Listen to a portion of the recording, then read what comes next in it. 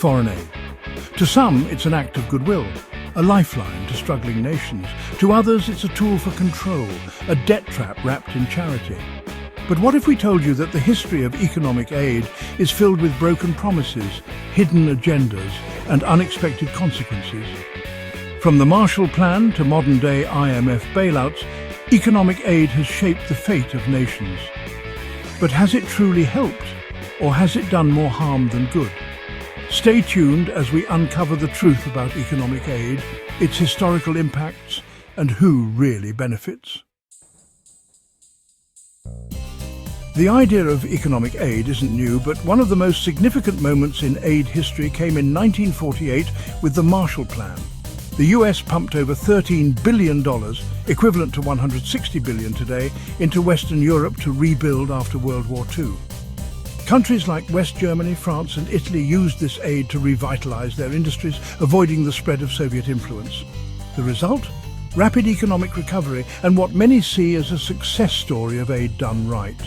But was the Marshall Plan a sign of true generosity, or a strategic Cold War move? And what about countries outside of Europe? By the 1950s and 60s, economic aid became a weapon in the Cold War.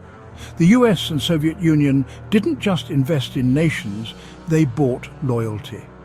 The US created USAID in 1961, offering billions to developing countries. The Soviet Union funded socialist governments in Africa, Asia and Latin America. Countries that accepted aid often found themselves caught in a web of political obligations. For example, Egypt's Aswan Dam project in the 1950s saw both the US and USSR compete for influence by offering economic aid. When Egypt leaned towards the Soviet Union, the US withdrew its funding, leaving Egypt dependent on the USSR. This raises the question, was foreign aid truly about development, or was it a means of control? While aid promises prosperity, its long-term effects aren't always positive. Some nations have found themselves trapped in a cycle of debt dependency. The International Monetary Fund and World Bank lend money to struggling nations, but often attach harsh conditions. Structural adjustment programs in the 1980s and 90s forced nations to privatize industries, cut social programs and open markets, sometimes making things worse. In Ghana, Kenya and Argentina, these policies led to short-term economic gains, but long-term inequality and financial crises. Even humanitarian aid has its pitfalls. After the 2010 Haiti earthquake, billions in aid poured in.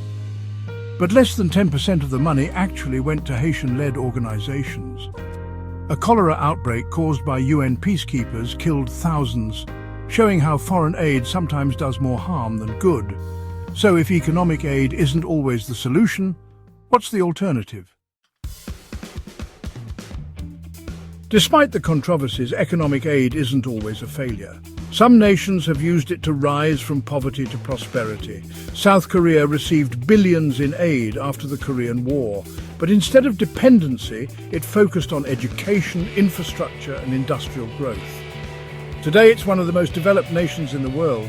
Botswana, instead of mismanaging aid, invested in health and education, becoming one of Africa's most stable economies. Microfinance in Bangladesh, through organizations like Grameen Bank, proved that small-scale loans to entrepreneurs can be more effective than government aid. These examples show that aid can work, but only when nations use it strategically. Economic aid is a double-edged sword. It has rebuilt nations but also trapped others in cycles of dependency. Is foreign aid a tool for good or a means of control? Should developing nations focus on aid or self-sufficiency? The truth is complex, but one thing is clear. Economic aid alone doesn't build nations, strategic leadership does. What do you think? Has economic aid helped or hurt global development? Drop your thoughts in the comments. If you enjoyed this deep dive into history, hit that like button, share this video and subscribe to Time Travel's Chronicles-x for more eye-opening insights into history's biggest economic questions. See you in the next journey through time.